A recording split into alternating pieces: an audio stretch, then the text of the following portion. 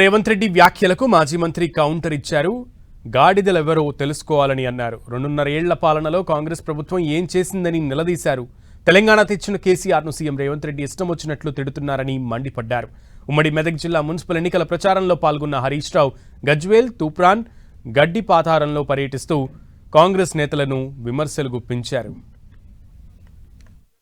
నీ బతికే విషయం, నువ్వు పెయింటరు, గోడలకు సున్నాలేసుకునే రేవంత్ రెడ్డి, పెయింటర్ నుంచి పొలిటీషియన్ దాకా అంతా నీ బతికే అవినీతిమయం, నీదంతా మోసం.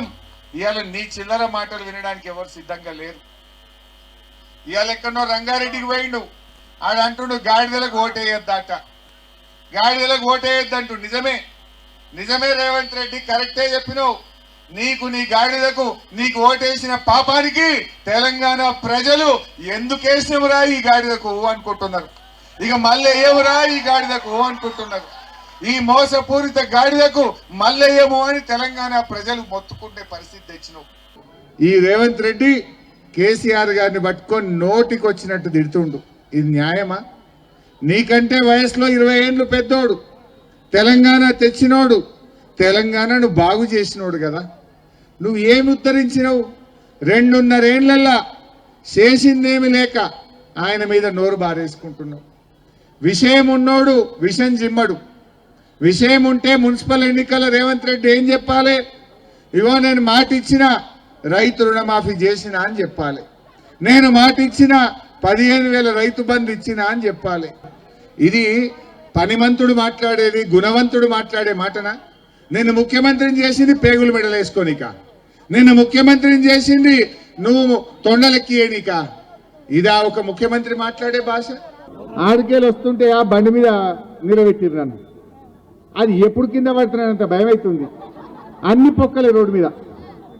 కేసీఆర్ నున్నగా ఆ కొన నుంచి ఈ కొనకు డాంబర్ రోడ్ వేస్తే 2.5 ఏళ్ళ కాంగ్రెస్ గవర్నమెంట్ల ఆడాడ రోడ్డు పొక్కలు పట్టే ఇంత డాంబర్ పోసే తెలివని ఉన్నదా ఈ కాంగ్రెస్ వాళ్ళకు? ఇంకా ఏ ముఖం పెట్టుకొని సిగ్గు లేకుండా వచ్చి ఓట్లు అడుగుతుందో నాకైతే అర్థమవుతలేదు. ఏమన్నా చేసిండ్రా వీళ్ళు కనీసం? అదే కేసీఆర్ ఇంత మంచి రోడ్డుకు వేస్తే యాన్న ఇంత డాంబర్ పొక్కలలో ఇంత డాంబర్ పోసే తెలివన్న లేదా? ఎన్ని గుంతల్లో చూసి 40-45 గుంతలను లెక్క పెట్టిన ఆడికెళ్ళింది దాకా. అన్ని పొక్కలే పడ్డాయి రోడ్డు. కొత్త రేడే వేసిన ముఖం లేదు కానీ వేసిన రోడ్డుకి ఇంత డాంబర్ పోసే తెలివన్న లేదా ఈ కాంగ్రెస్ వాళ్ళకు? నేను అడుగుతా ఉన్నా. ఇవాళ కేసీఆర్ గారు ఉండగా మీకోసం తూప్రాన్లా మంచి దవాఖానా కట్టించండి, 50 పడకల ఆసుపత్రి కట్టించండి. ఈ కాంగ్రెస్ వాళ్ళు వచ్చినాక ఏం దరిద్రమో ఏందో. ఎవరైనా ఇప్పుడు తూప్రాన్ దవాఖానకు పోతే డాక్టర్లు లేరు, మెదకువో లేకపోతే గజ్వేల్వో. ఎలగొడుతున్నా లేదా? ఈడ కరోనా వస్తే అందరు తలుపులు పెట్టుకొని ఇళ్లలో ఉంటే నేనొచ్చి గల్లీలలో తిరిగిన. భయపడకండి, మేమున్నాం. కేసీఆర్ వేలిచ్చిండు నన్ను, ధైర్యం ఉండండి, సూదులు ఉన్నాయి, మందులు ఉన్నాయి, జాగ్రత్త అని నేను కరోనా వస్తే గల్లీలలో తిరిగి ధైర్యం చెప్పిన. ఇప్పుడు వచ్చే బీజేపీ వాడు వచ్చిందా? ఇప్పుడు ఓట్లు ఏమైనా వచ్చే కాంగ్రెస్ వాడు వచ్చిందా? ఎవరు వచ్చింది ఆ రోజు?